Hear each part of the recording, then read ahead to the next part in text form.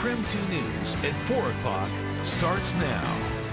Welcome back, everyone. We were talking earlier about the fact that a lot of people say that they are being invaded by mice. So exterminators tell us they are getting an extra amount of calls this season. And one of those people seeing those mice is our very own KREM2's Dana Marie McNichol. She has more on the issue.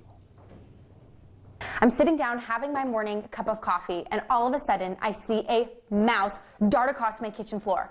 Freaking out, this is not a drill.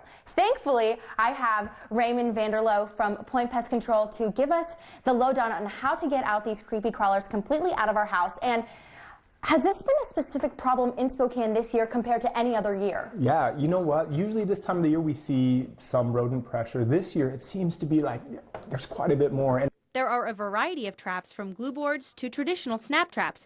Some prove to be easier than others. So what I typically will bait with is a little tiny bit of peanut butter. And all you do is take a little bit of peanut butter, and just enough to attract them, but not enough to feed them. What about if I have a pet or kids that I'm worried about that can get their hands stuck in a trap like this? You want to put these in places that are going to be inaccessible to kids or pets. You could set these traps in maybe like a shoebox, cut a little hole in a shoebox and set the traps in the shoebox. Okay. That kind of plays to the rodent's instinct to want to be covered while they're feeding, and it's not attractive to kids or pets. Make sure that if you have a hole cut bigger than the pipe that's going through that is closed up. And he found one in my house. He used copper to seal it up because mice can't chew through it. It's tight enough that mice aren't going to pop out of that later. I thought they couldn't get upstairs, but it turns out mice are very athletic. They can jump pretty high compared to their body size. They're great climbers, so they can climb brick, they can climb siding. We headed outside to check, and sure enough, we found something. See, I see a little hole right there. Exactly. This could potentially be a rodent burrow down in here.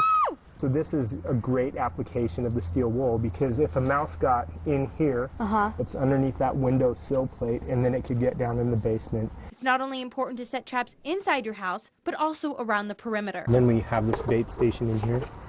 If a mouse was coming along the wall, it'd go right in the hole and feed on the bait on the inside. It was a great year for rodents generally. We had a long, hot summer, and I think because of that, it kind of extended that breeding season. Dana Marie McNichol, KREM2 News.